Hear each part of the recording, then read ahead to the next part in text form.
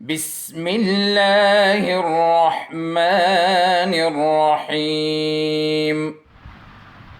اعوذ باللہ من الشیطان الرجیم، بسم اللہ الرحمن الرحیم۔ عزیز طلبہ و طالبات، السلام علیکم۔ امید ہے کہ آپ سب خیریت سے ہوں گے۔ الحمدللہ میں بھی خیریت سے ہوں۔ عزیز طلبہ و طالبات، ہم نے حضرت یوسف علیہ السلام کا قصہ یوسف کے عنوان سے شروع کیا تھا، جس میں ہم نے پڑھا تھا کہ کیسے حضرت یوسف علیہ السلام کے بھائی ان کو اپنے ساتھ جنگل میں لے کے جاتے ہیں، ان کو کنویں میں پھینکتے ہیں، والد سے آ کر جھوٹ بولتے ہیں، پھر حضرت یوسف علیہ السلام کو کنویں سے کیسے نکالا جاتا ہے، وہ کنویں سے کہاں پہنچ جاتے ہیں، مصر جا کے عزیز مصر کے ہاں رہائش اختیار کرتے ہیں، ان کی بیوی ان کے ساتھ کیا سلوک کرتی ہے، عزیز مصر ان کے ساتھ کیا سلوک کرتے ہیں، پھر ان کو قید خانے میں کیوں ڈال دیا جاتا ہے، قید خانے میں ان کی ملاقات کن سے ہوتی ہے، اور ان کی خوابوں کی تعبیر کا علم جو ہے وہ بادشاہ تک کیسے پہنچتا ہے، لوگوں تک کیسے پہنچتا ہے۔ آج ہم پڑھیں گے کہ جو قید میں شخص تھا جس نے مشروب پلانے والے خواب کا ذکر کیا تھا، اور حضرت یوسف علیہ السلام نے اس کو خواب کی تعبیر بتائی تھی۔ جب وہ دربار جاتا ہے تو وہ ذکر کرنا کیوں بھول جاتا ہے، اور حضرت یوسف علیہ السلام کی یاد ان کو کب آتی ہے۔ کئی برس کے بعد ایک دن مصر کے بادشاہ نے خواب دیکھا کہ 7 دبلی گائیں 7 موٹی گایوں کو کھا رہی ہیں، اور گندم کے 7 سبز خوشے ہیں۔ 7 سبز خوشے یعنی 7 تازہ اور ہری بالیاں، اور 7 خشک۔ مصر کے بادشاہ نے خواب سنایا اور درباریوں سے اس کی تعبیر دریافت کی یعنی پوچھی، لیکن کوئی بھی اس خواب کی تعبیر نہ بتا سکا۔ یہ خواب مشروب پلانے والے نے سنا تو اسے حضرت یوسف علیہ السلام کا خیال آیا، اور اس نے بادشاہ سے ان کا ذکر کیا۔ اچھا، مصر کے بادشاہ نے کیا خواب دیکھا کہ 7 دبلی یعنی کمزور گائیں ہیں جو 7 موٹی گایوں کو کھا رہی ہے، اور گندم کے 7 سبز خوشے ہیں اور 7 خشک خوشے ہیں۔ اب بادشاہ نے اپنا خواب دربار میں موجود سب لوگوں کو سنایا، لیکن کسی کو بھی اس خواب کی تعبیر سمجھ میں نہیں آ رہی تھی۔ حضرت یوسف علیہ السلام قید خانے میں تھے، اور حضرت یوسف علیہ السلام نے جن کو مشروب پلانے والا جو شخص تھا جس کو تعبیر بتائی تھی خواب کی، وہ دربار میں تھا۔ اس نے جب یہ خواب سنا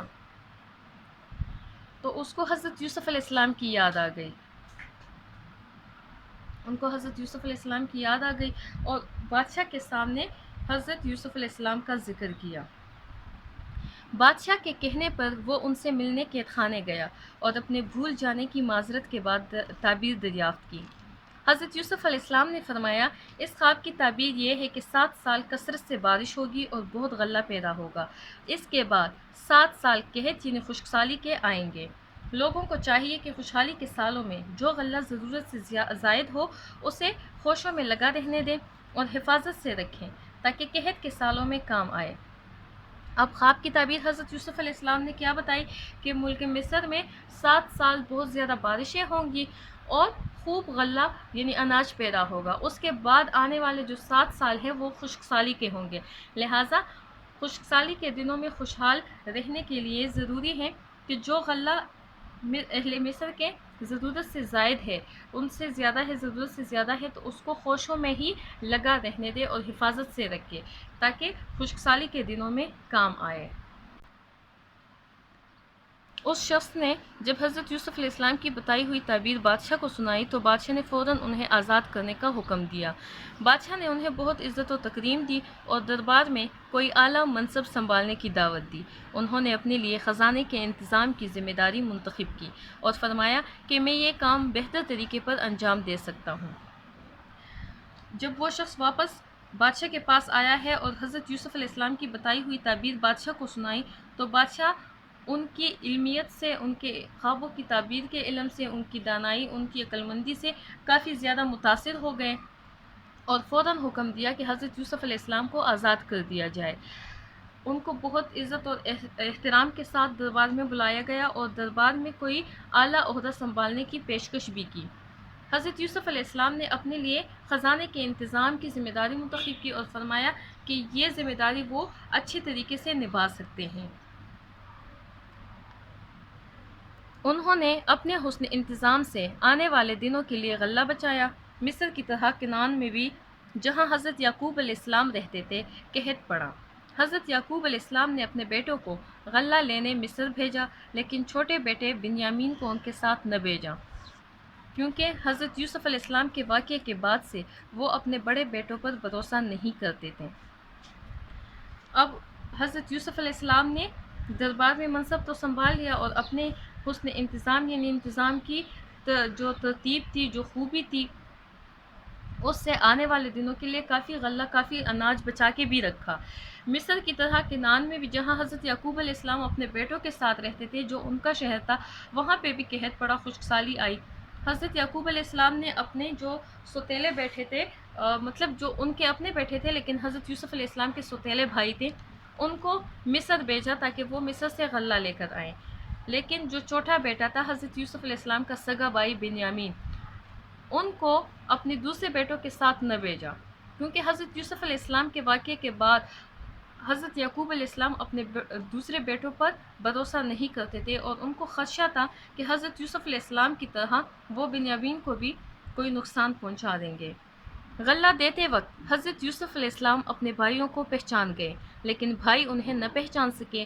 حضرت یوسف علیہ السلام نے باتوں باتوں میں ان سے ان کے گھر والوں کے بارے میں پوچھا، اور فرمایا کہ آئندہ وہ اپنے 11ویں بھائی کو بھی ساتھ لے کر آئیں۔ اگلی بات، حضرت یعقوب علیہ السلام سے بہت مشکل سے اجازت لے کر وہ بنیامین کو بھی ساتھ لے آئے۔ جب حضرت یوسف علیہ السلام کے سوتیلے بھائی غلہ لینے آئے تو حضرت یوسف علیہ السلام نے ان کو پہچان لیا، لیکن ان کے بھائیوں نے حضرت یوسف علیہ السلام کو نہیں پہچانا۔ حضرت یوسف علیہ السلام نے باتوں باتوں میں اپنے والد کا، دوسرے گھر والوں کا پوچھا، اور فرمایا کہ جب وہ دوبارہ مصر آئیں تو اپنے 11ویں بھائی کو بھی ساتھ لے کر آئے۔ اگلی بار حضرت یعقوب علیہ السلام نے بہت مشکل سے اپنے بیٹوں کو، بنیامین کو ساتھ لے جانے کی اجازت دی، کیونکہ وہ نہیں چاہتے تھے کہ بنیامین کو اپنے بیٹوں کے ساتھ بھیجے۔ میں نے پہلے ہی بتا دیا کہ وہ خدشہ محسوس کرتے تھے کہ کہیں ایسا نہ ہو کہ حضرت یوسف علیہ السلام کی طرح بنیامین بھی ان سے الگ ہو جائیں، ان سے دور ہو جائیں۔ وہ غلہ لے کر واپس آ رہے تھے کہ حضرت یوسف علیہ السلام کے کہنے پر بنیامین کو روک لیا گیا، اور بھائیوں کے بہت اصرار پر بھی نہ چھوڑا۔ آخر کار انہیں بنیامین کے بغیر ہی کنعان لوٹنا پڑا۔ اب کیا ہوا کہ جب وہ غلہ لے کر واپس اپنے شہر جانے لگے تھے تو حضرت یوسف علیہ السلام کے کہنے پر بنیامین کو روک لیا گیا۔ ان کے بھائیوں نے بہت زیادہ اصرار کیا، لیکن اس کے باوجود حضرت یوسف علیہ السلام نے بنیامین کو ان کے ساتھ نہیں بھیجا۔ آخر کار انہیں مجبوراً جو ہے بنیامین کو مصر میں چھوڑ کر واپس اپنے شہر لوٹنا پڑا۔ حضرت یعقوب علیہ السلام کے لیے یہ دوسرا صدمہ ناقابل برداشت تھا، کیونکہ حضرت یوسف علیہ السلام کی یاد میں روتے روتے ان کی بینائی جاتی رہی۔ حضرت یعقوب علیہ السلام کو حضرت یوسف علیہ السلام سے بہت زیادہ محبت تھی، اس کا ذکر ہم نے پہلے کیا تھا۔ اب جب حضرت یوسف علیہ السلام ان سے الگ ہوئے ہیں تو ان کے لیے یہ صدمہ ناقابل برداشت تھا۔ اب ان کے بعد بنیامین کے بچھڑنے کا صدمہ بھی ان کے لیے برداشت سے باہر ہو رہا تھا۔ پہلے ہی وہ حضرت یوسف علیہ السلام کی یاد میں اتنا روئے ہیں کہ ان کی بینائی جاتی رہی۔ اب دوسرے بیٹے کو کھو دیا تو یہ دکھ ان کے لیے برداشت سے باہر تھا۔ یہ سارے بھائی تیسری بار حضرت یوسف علیہ السلام کے پاس گئے اور اپنے والد کا حال بتایا۔ حضرت یوسف علیہ السلام نے فرمایا، میں یوسف ہوں اور یہ میرا بھائی بنیامین ہے۔ اللہ نیک کام کرنے والوں کا اجر ضائع نہیں کرتا۔ اب جب والد کی حالت دیکھی تو دوسرے بیٹے واپس مصر آئے ہیں اور حضرت یوسف علیہ السلام کو اپنے والد کی حالت بتائی۔ حضرت یوسف علیہ السلام نے جب اپنے والد کی یہ حالت سنی، ان کے بارے میں ان کو پتہ چلا، یہ حال سنا ان کا، تو انہوں نے اپنے بھائیوں کو اپنے بارے میں بتا دیا کہ میں یوسف ہوں اور بنیامین ان کا بھائی ہے، اور ساتھ میں یہ بھی بتایا کہ اللہ تعالیٰ نیک کام کرنے والوں کا اجر جو ہے، ثواب جو ہے، وہ کبھی ضائع نہیں کرتا۔ شرمندگی سے ان کے بھائیوں کے سر جھک گئے، لیکن حضرت یوسف علیہ السلام نے انہیں معاف فرما دیا اور اپنا کرتا دے کر کہا، یہ والد صاحب کے چہرے پر ڈال دینا، ان کی بینائی صحیح ہو جائے گی، پھر انہیں یہاں لے آنا۔ حضرت یعقوب علیہ السلام نے کرتے کی مہک یعنی خوشبو کو سونگھ کر ہی فرما دیا کہ یہ میرے یوسف علیہ السلام کا کرتا ہے۔ آنکھوں سے لگایا تو ان کی بینائی واپس آ گئی۔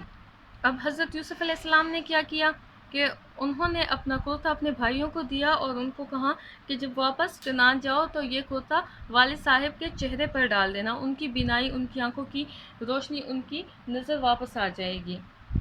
چنانچہ جب وہ گئے ہیں انہوں نے ایسا ہی کیا۔ حضرت یعقوب علیہ السلام نے جب کرتے کو سونگا ہے تو ان کو خوشبو سے ہی پتہ چل گیا کہ یہ کرتا حضرت یوسف علیہ السلام کا ہے۔ انہوں نے جب وہ کرتا اپنی آنکھوں سے لگایا تو ان کی آنکھوں کی روشنی واپس آ گئی۔ حضرت یوسف علیہ السلام کی خواہش کے مطابق پورا کنبہ یعنی پورا خاندان مصر کی طرف روانہ ہوا۔ حضرت یوسف علیہ السلام نے شہر سے نکل کر ان کا استقبال کیا۔ 40 سال کی جدائی کے بعد اس ملاپ نے دونوں کو بہت رلایا۔ حضرت یوسف علیہ السلام اور حضرت یعقوب علیہ السلام کتنے سال بعد مل رہے تھے؟ 40 سال بعد مل رہے تھے۔ اب 40 سال میں حضرت یوسف علیہ السلام تو کافی بدل چکے تھے، لیکن ان کی خوشبو سے، ان کے کرتے کی مہک سے ہی حضرت یعقوب علیہ السلام نے جان لیا تھا کہ حضرت یوسف علیہ السلام جو ہے وہ زندہ ہے۔ ان کو تو پہلے سے ہی اس بات کا علم تھا، لیکن اب ان کو تصدیق ہو گئی تھی۔ اب جب 40 سال بعد دونوں باپ بیٹا ملتے ہیں تو دونوں بہت زیادہ روتے ہیں۔ دربار میں آنے کے بعد سب نے حضرت یوسف علیہ السلام کو تعظیم دی، بہت احترام دیا، بہت عزت دی۔ حضرت یوسف علیہ السلام نے فرمایا، ابا جان، یہ میرے اس خواب کی تعبیر ہے۔ کون سے خواب کی؟ جس کا ذکر پہلے پیراگراف میں ہوا تھا کہ حضرت یوسف علیہ السلام نے خواب دیکھا کہ 11 ستارے، چاند اور سورج سب ان کے آگے، ان کے سامنے جھکے ہوئے ہیں۔ تو یہ کس خواب کی تعبیر تھی؟ اس خواب کی تعبیر تھی، اس خواب کی تعبیر ہے جو میں نے پہلے دیکھا ہے۔ میرے پروردگار نے اسے سچ کر دکھایا اور اس نے مجھ پر بہت سے احسان کیے ہیں۔ اب اللہ تعالیٰ نے ان کا خواب جو ہے وہ سچ کر دکھایا اور حضرت یوسف علیہ السلام پر بہت سے احسانات کیے۔ کون سے احسانات کیے؟ کہ مجھے جیل خانے سے نکالا، ان کو جیل خانے سے نکال دیا تھا، اور اس کے بعد کہ شیطان نے مجھ میں اور میرے بھائیوں میں فساد ڈال دیا تھا۔ شیطان نے ان کے اور ان کے بھائیوں کے درمیان میں فساد ڈال دیا تھا، شر ڈال دیا تھا، جس کی وجہ سے اپنے بھائیوں نے ہی ان کو کنویں میں ڈال دیا تھا۔ اس کے بعد بھی بہت زیادہ احسانات کیے اللہ تعالیٰ نے۔ آپ کو گاؤں سے یہاں لے کر آیا۔ اب یہ الگ احسان تھا کہ ان کے والد کو جو ہے ان کے پاس لے کر آیا ہے اللہ تعالیٰ۔ اللہ تعالیٰ کے حکم سے ان کے والد ان کے پاس آ گئے۔ بے شک میرا پروردگار جو چاہتا ہے تدبیر سے کرتا ہے، یعنی اللہ تعالیٰ کا جو بھی کام ہوتا ہے، جو بھی کچھ ہوتا ہے، جو بھی اللہ تعالیٰ کرتے ہیں، اس میں کوئی نہ کوئی حکمت، کوئی نہ کوئی مصلحت ضرور چھپی ہوئی ہوتی ہے۔ اللہ تعالیٰ کچھ خاص منصوبہ بندی سے کچھ نہ کچھ کرتا ہے۔ اب اگر حضرت یوسف علیہ السلام کو کنویں میں ڈال دیا گیا تو اس کے پیچھے راز کیا تھا؟ کہ حضرت یوسف علیہ السلام کو وہ بہت بڑا مرتبہ دینے والا تھا اللہ تعالیٰ، ٹھیک ہے نا؟ تو اللہ تعالیٰ نے پہلے سے منصوبہ بندی کی تھی کہ ان کو یہ مرتبہ کیسے ملے گا اور کیسے وہ بعد میں اپنے بھائیوں سے واپس ملیں گے۔ وہ دانا اور حکمت والا ہے۔ سورہ یوسف آیت نمبر 100۔ عزیز طلبہ و طالبات، ہم نے قصہ یوسف پورا پڑھا۔ امید ہے آپ لوگوں کو حضرت یوسف علیہ السلام کے بارے میں جان کر، ان کی زندگی کے بارے میں، ان کے ساتھ ہونے والے واقعات کے بارے میں جان کر بہت اچھا لگا ہوگا۔ آپ کو یہ قصہ بہت اچھا لگا ہوگا۔ مجھے خود بہت اچھا لگتا ہے یہ قصہ، اور جس قصے کے بارے میں خود قرآن گواہی دیتا ہو کہ یہ سب سے خوبصورت ترین قصہ ہے، بھلا ممکن ہی کہاں ہے کہ وہ قصہ ہمیں اچھا نہ لگے۔ آپ لوگ چاہیں تو دوسرے پیغمبروں کے قصے بھی آپ لوگ پڑھ سکتے ہیں۔ آپ کے پاس کافی زیادہ وقت ہے گھر میں، قصص الانبیاء منگوائیے، اس میں آپ حضرت یوسف علیہ السلام کا پورا قصہ تفصیل کے ساتھ بھی پڑھ سکتے ہیں، ساتھ میں دوسرے انبیاء کے قصے بھی پڑھ سکتے ہیں۔ اب ہم مشقی سوالات کی طرف بڑھتے ہیں، لہٰذا آپ لوگ صفحہ نمبر 12 نکالیں۔ صفحہ نمبر 12 پر موجود خالی جگہ پر اور الفاظ کے معنی ہم نے کیے تھے، ساتھ میں 10 مختصر سوالات کے جوابات لکھے تھے۔ اب آگے سوال ہے، حضرت یوسف علیہ السلام نے بادشاہ کے کہنے پر کون سی ذمہ داری قبول کی؟ حضرت یوسف علیہ السلام نے اپنے بھائیوں سے کس خواہش کا اظہار فرمایا؟ حضرت یعقوب علیہ السلام کو دوسرا صدمہ کون سا پہنچا؟ حضرت یوسف علیہ السلام کی اپنے کنبے سے کتنے سال جدائی رہی؟ اور حضرت یعقوب علیہ السلام کی بینائی کیسے واپس آئی؟ یہ مختصر جوابات کے سوالات کا آخری سوالات ہیں۔ 5 کل 15 سوالات تھے، اس میں 10 سوالات کل ہم نے کیے تھے، یہ 5 مختصر سوالات رہ گئے تھے۔ یہ بھی آپ لوگوں نے اپنی کاپیوں میں خوش خط لکھنا ہے، جو نوٹس آپ کے پاس ہیں ان نوٹس سے نقل کیجئے اور اپنی کاپیوں میں لکھیں۔ اب تفصیلی جوابات کی طرف بڑھتے ہیں۔ تفصیلی جواب کے سوالات ہمارے پاس کون کون سے ہیں؟ حضرت یعقوب علیہ السلام نے حضرت یوسف علیہ السلام کو ان کے خواب کا کیا مطلب سمجھایا اور کیا نصیحت کی؟ نیز یہ بھی بتائیے کہ حضرت یعقوب علیہ السلام کو خواب کی سمجھ کیسے عطا ہوئی؟ دوسرا سوال ہے کہ حضرت یوسف علیہ السلام کے بھائیوں نے والد سے انہیں اپنے ساتھ لے جانے کی اجازت کیسے لی؟ تیسرا سوال ہے حضرت یوسف علیہ السلام کے بھائیوں نے چراگاہ سے واپس آ کر اپنے والد سے کیا کہا؟ چوتھا سوال ہے حضرت یوسف علیہ السلام کنویں سے کیسے نکلے؟ صفحہ نمبر 14 پہ اگلے سوالات ہیں۔ پانچواں سوال ہے بادشاہ مصر نے کیا خواب دیکھا اور اس کی تعبیر حضرت یوسف علیہ السلام نے کیا بتائی؟ حضرت یوسف علیہ السلام کی تعبیر سن کر بادشاہ نے کیا احکام دیے؟ حضرت یوسف علیہ السلام نے بھائیوں کو پہچان کر کیا کہا؟ حضرت یوسف علیہ السلام کے پاس ان کے بھائیوں نے تیسری بار جا کر کیا کہا اور حضرت یوسف علیہ السلام نے جواباً کیا کہا اور کیا کیا؟ حضرت یوسف علیہ السلام نے خود خزانے کے انتظام کی ذمہ داری کیوں مانگی؟ کیا آپ سمجھتے ہیں کہ آپ کوئی کام بہترین طریقے سے انجام دے سکتے ہیں؟ کوئی سے دو کام لکھیں۔ یہ سوال آپ لوگوں نے خود کرنا ہے۔ کیا آپ سمجھتے ہیں کہ آپ کوئی کام بہترین طریقے سے انجام دے سکتے ہیں؟ کوئی سے دو کام لکھیں۔ اب آپ نے بتانا ہے کہ کون سے دو کام ایسے ہیں جو آپ بہترین طریقے سے سر انجام دے سکتے ہیں۔ آپ نے اس کام کی تفصیل لکھنی ہے۔ پھر پانچواں سوال ہے کہ قصے کے آخر میں لکھا گیا حضرت یوسف علیہ السلام کا فرمان اپنی کاپی میں خوش خط نقل کیجیے۔ جو آخری پیراگراف ہے جس میں ہم نے قرآنی آیت پڑھی، قرآنی آیت کا ترجمہ پڑھا، وہ آپ نے اپنی کاپیوں میں خوش خط لکھنا ہے۔ سوال نمبر 6 یہ بھی سرگرمی ہے۔ انسانوں کی فطرت میں بہت سی مثبت اور بہت سی منفی خصوصیات پائی جاتی ہیں۔ اس قصے میں سے انسانوں کی مثبت اور منفی خصوصیات الگ الگ لکھیں۔ یہ بھی سرگرمی ہے خود کی، آپ لوگوں نے یہ سوال کرنا ہے، اس کا جواب لکھنا ہے۔ ساتواں سوال ہے ذیل میں دیے گئے الفاظ کو جملوں میں استعمال کیجیے۔ بہکاوا، سازش، خدشہ، برتاؤ، خوشا، بینائی، تکریم۔ اگرچہ ان الفاظ کے جملے میں نے بنا کر نوٹس میں درج کیے ہیں، آپ نے وہاں سے نقل کر کے اپنی کاپیوں میں لکھنے ہیں، لیکن اس کے باوجود آپ نے خود سے ایک ایک جملہ ان الفاظ پہ بنا کے لکھنا ہے۔ یہ ہمارا آج کا کام تھا۔ آج کے لیے اتنا ہی کافی ہے۔ کل انشاءاللہ علامہ اقبال کی نظم ایک آرزو کے ساتھ دوبارہ حاضر ہوں گے۔ ایک آرزو پڑھیں گے، مشکل الفاظ کے معنی سیکھیں گے، ایک آرزو کا جو اس کی جو وضاحت ہے، اس کی تشریح ہے وہ پڑھیں گے، اور یہ دیکھیں گے کہ شاعر کی کیا آرزو ہے۔ کل کے لیے تیار رہیے گا۔ اب آپ سے اجازت چاہتی ہوں، دعاؤں میں یاد رکھیے گا۔ اللہ حافظ۔ اللهم انفعنا بما علمتنا وعلمنا ما ينفعنا وزدنا علما